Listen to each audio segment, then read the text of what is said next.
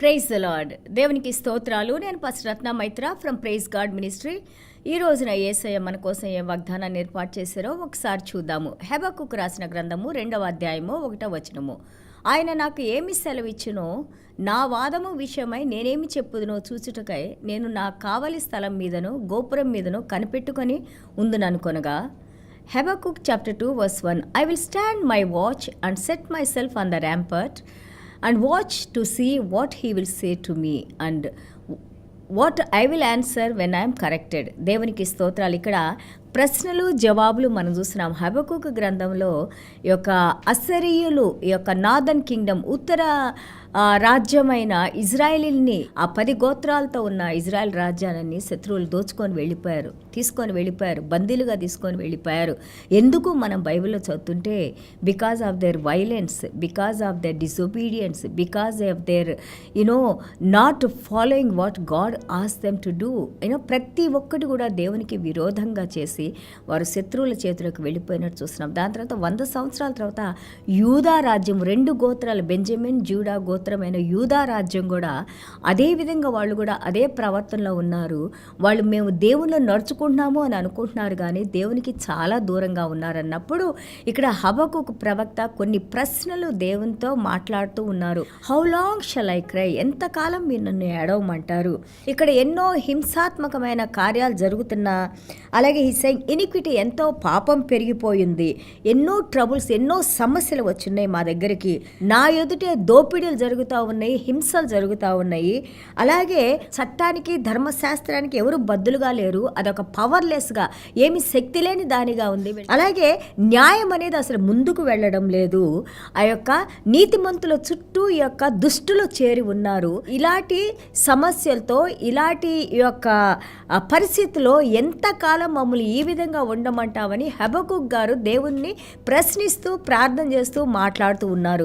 దానికిచ్చే జవాబులే మనం 1, 2, 3 అధ్యాయాల్లో మనం చూస్తూ ఉంటాము. 1, 2, 3 chapters when we read, the prophet Habakkuk is asking God questions.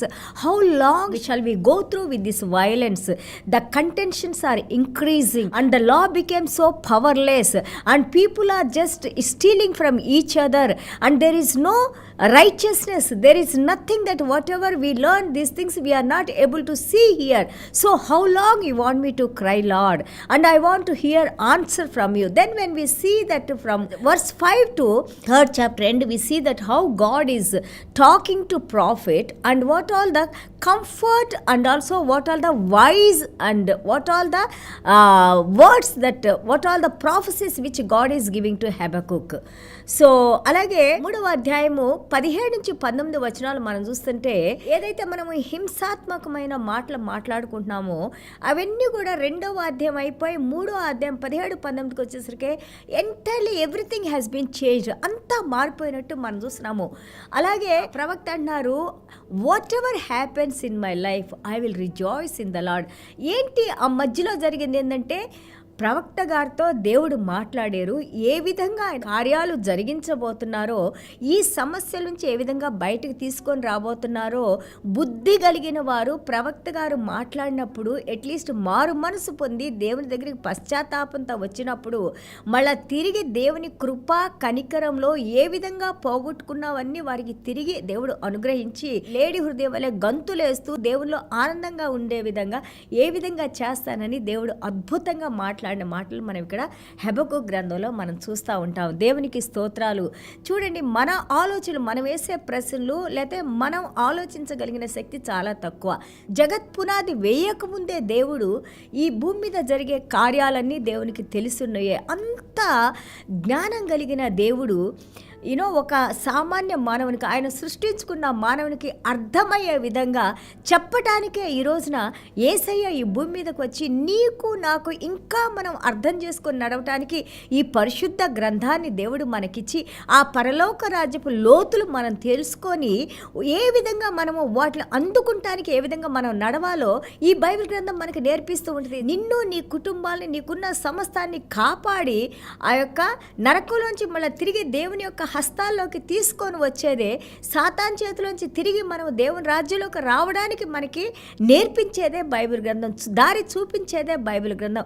మనం ఏ విధంగా దేవుళ్ళు నడుచుకోవాలో మనకి బోధిస్తుంది. Actually when we read, mind పెట్టి ఈ పుస్తకాన్ని మనం నేర్చుకోవాలని, దేవుడు మనతో మాట్లాడాలని, దేవుని హృదయాన్ని తెలుసుకోవాలని, ఆ హృదయంతో నువ్వు బైబిల్ చదివినప్పుడు ఎంతో అద్భుతంగా నీకు పరిశుద్ధాత్మ దేవుడు ఎంతో చక్కగా రాబో విషయాల్ని, రాబో కార్యాలని ఎంతో అద్భుతంగా దేవుడు మనకి తెలియజేస్తూ ఉంటారు. ఎందుకంటే ఆ వాక్యాన్ని మనము హృదయంలో తీసుకున్నప్పుడు ఆ హృదయంలో పరిశుద్ధాత్మ దేవుడు దాంతో కనెక్ట్ అయ్యి ఎన్నో విషయాలు దేవుడు మనకి నేర్పిస్తూ ఉంటారు.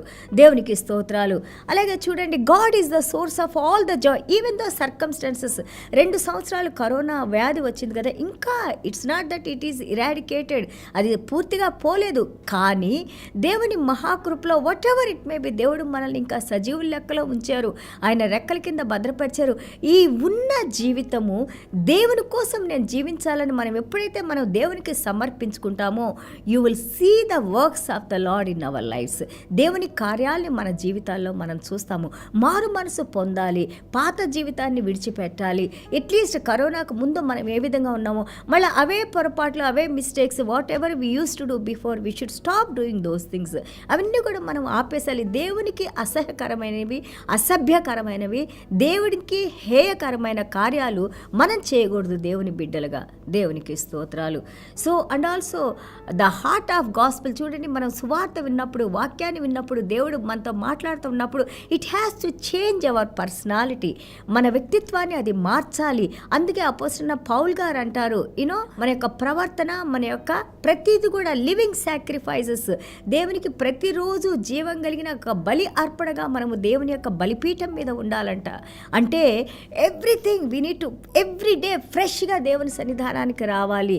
ఆ యొక్క పాపాలు క్షమించబడాలి, పశ్చాత్తాపడాలి, మారు మనసు పొందాలి. ఆ మారు మనసులో మనం జీవించాలి. Transformation has to be done. దేవుడు మనల్ని రక్షించుకున్నారంటే మనల్ని మార్చడానికే, అంతేగాని ఏదో నేను రక్షణలోకి వచ్చానని యథారాజా తదా ప్రజగా మనం ఉంటే దానిలో ఏమాత్రం కూడా ఉపయోగం లేదు, విలువ లేదు. నీ జీవితాన్ని మార్చడానికే దేవుడు నీకు రక్షణ ఇచ్చారు. దేవునిలో నడుచుకుంటానికే దేవుడు నీకు రక్షణ ఇచ్చారు.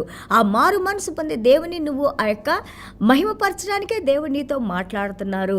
దేవుని రాజ్య వారసురాలుగా, దేవుని బిడ్డగా మనం చేయాల్సిన పనులు దేవుడు మనకి తెలియజేస్తూ ఉన్నారు వాక్యం ద్వారా.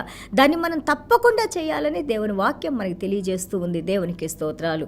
అలాగే చూడండి, ఇక్కడ హబక్కూకు ప్రవక్త అంటారు, ఐ విల్ స్టాండ్. దేవుని స్వరాన్ని వినడానికి, దేవుని దగ్గర నుంచి జవాబులు వినడానికి, ఆయన చేసే కరెక్షన్, నేను ఆయన ఏదైతే నాలో కరెక్ట్ చేసి నా తప్పులు లేదా నేను చేసే ఆ యొక్క పనుల్ని ఆయన కరెక్ట్ చేసి పలానా విధంగా నువ్వు నడువు అంటే ఆ మార్గం నేను నడుచుకుంటానికి సిద్ధంగా ఉన్నాను, ఆ మాటలు వినడానికి నేను సిద్ధంగా ఉన్నానని ఇక్కడ మనకి తెలియజేస్తూ ఉన్నారు. అలాగే కీర్తనలు 5:3 మనం చూస్తూ ఉంటే, ఇన్ ద మార్నింగ్ దావీదు మహారాజు రాస్తున్నారు, ప్రొద్దుటే నేను దేవుని వేడుకుంటాను, ఆయన స్తుతిస్తాను. I want God to hear my voice. నేను చేసే ప్రార్థనలో దేవుడు వినాలి. And I wait in expectant. దేవుడి మీ దగ్గర నేను వేచి ఉంటాను, నాకు జవాబులు ఇస్తారని. ఆ కాన్ఫిడెన్స్ మనందరిలో ఉండాలి. మనం ప్రార్థన చేసినప్పుడు జీవం కలిగిన దేవుడు వింటారని, మనం ప్రార్థన చేసిన వాటికి జవాబులు ఇస్తారని, మనతో నడుస్తారని చాలా కాన్ఫిడెన్స్గా ఉండాలి. 2వ అధ్యాయం 5-20 వచనాలు మనం చూసినప్పుడు చాలా భయంకరమైన పరిస్థితుల్లో ఉంటారని నేర్చుకున్నాము. గ్రీడీ పీపుల్, ఆశపోతులు, కాంప్లసెంట్, కంఫర్ట్ జోన్లో కూర్చొని రేపు చూసుకుందామని అనుకునే సోమరిపోతులు, ప్రొక్రాస్టినేషన్, ఇప్పుడు కాదు తర్వాత చేసుకోవచ్చు అనుకునే వాళ్ళు, వయలెన్స్, హింసాత్మకమైన కార్యాలు చేసేవాళ్ళు, షేమ్లెస్, ఎన్నిసార్లు చేసినా కానీ సిగ్గు లేకుండా అదే పనులు మళ్ళా చేస్తున్న వాళ్ళు, గాడ్ హేటర్స్, దేవుని నిరాకరించిన వారు, దేవుని దూషించేవారు తప్పకుండా పనిష్మెంట్కి లోనవుతారని వాక్యం తెలియజేస్తూ ఉంది. The word is saying that they will come under the punishment. But మనకి సమయం ఉన్నప్పుడు, ఈ రోజున అలాంటి పనులకు పనిష్మెంట్ ఉందని దేవుడు మనకి తెలియజేస్తున్నారు. కాబట్టి మనం ఒప్పుకొని, ఒకవేళ మనలో అలాంటి క్రియలు ఏమన్నా ఉంటే మనం ఒప్పుకొని క్షమించమని వేడుకుంటే ఆ పనిష్మెంట్లోకి మనం రాకుండా దేవుని కృప క్రిందకు మనం వస్తాము. దేవుని కరుణతో దేవుడు మనల్ని కాపాడుకుంటారు. దేవునికి స్తోత్రాలు. బట్ ఆల్సో హీ సేస్ 3:18 చూస్తే, హబక్కూకు 3:18 బిలీవర్స్ దేవుని యొక్క రక్షణ అని అనుగురించే రక్షణకర్త యొక్క రక్షణ మీరు సంతోషించండి, ఆనందించండి అన్నారు. ఈ రోజున మనకి యేసయ్య రక్షణ ఇచ్చారు. నిన్ను నన్ను ఎల్లవేళలా సంతోషంగా, the Joy of the lord is my strength. దేవుని సంతోషంలో మనము శక్తి కలిగి ఉందాము, సమాధానం కలిగి ఉందాము, సంతోషంగా ఉందాము. రిమెంబర్, ఎవరి పాపాలనైతే దేవుడు సిలువలో కొట్టివేశారో వాళ్ళు మళ్ళీ తిరిగి ఆ జడ్జిమెంట్లోకి రారు అని మనకి బైబిల్ గ్రంథం తెలియజేస్తూ ఉంది. దేవునికి స్తోత్రం. కాబట్టి this is time for us. Let us ask God forgiveness. Let God cleanse all our unrighteousness. Let him put his righteousness into our hearts. Let him walk with us. దేవునికి స్తోత్రాలు. చిన్న ప్రార్థన చేసుకుందాం. యేసయ్యా, మీకు వందనాలు, స్తోత్రాలైనా. Thank you Jesus for your word Lord. మీ యొక్క హోప్ నాయన, నిరీక్షణలో నాయన మాకు జీవం ఉంది నాయన. ఈ నిరీక్షణ నాయన ప్రభా, రేపు ఎత్తబడే సంఘంలో మేము ఉంటామని, మాకు ఎలాంటి శ్రమలు, హింసలు, జడ్జిమెంట్ రాకుండా మమ్మల్ని కాపాడే దేవుడు మీరన్నాయన. అలాగే తండ్రి ప్రభా, మీరు మాకు పరలోక రాజ్యంలో మా గృహాన్ని మీరు కడుతున్నారని, మీరు ఎక్కడ ఉంటారో మేము అక్కడ ఉంటామని నాయన. మీ బిడ్డలుగా మమ్మల్ని ముద్రించుకున్నారు నాయన. మమ్మల్ని ఎవరూ మీ దగ్గర నుంచి సెపరేట్ చేయలేరు నాయన. ఒకవేళ మీకు వ్యతిరేకమైన కార్యాలు చేసిన ఆయన ప్రభా, రక్షణలో ఉండి కూడా నాయన, ఒకవేళ మేము తప్పిపోయినాయన, మాకు తెలియకుండా శాంసన్ లాగా ఒకవేళ మేము ఉండి ఉంటే ప్రభా, ఈ రోజున మమ్మల్ని మీరు క్షమించిన ఆయన ప్రభా, శుద్ధీకరించిన ఆయన, తిరిగి నాయన ప్రభా మీ మందలో చేర్చుకోనాయన ప్రభా, మీ మార్గంలో నడుస్తున్నాయన, మిమ్మల్ని నాయన ప్రభా మహిమపరుస్తున్నాయన ప్రభా, నిత్య జీవానికి వారసులుగా నాయన ప్రభా, ఎంతోమందికి రక్షణ సువార్తను తెలియజేస్తున్నాయన, చీకట్లో ఉన్న వారికి వెలుగును ప్రసాదిస్తున్నాయన ప్రభా.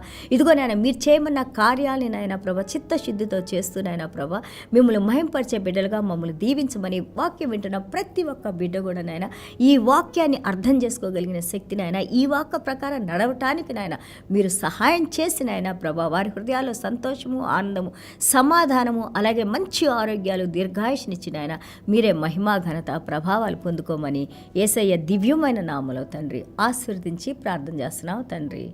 Amen. God bless you all.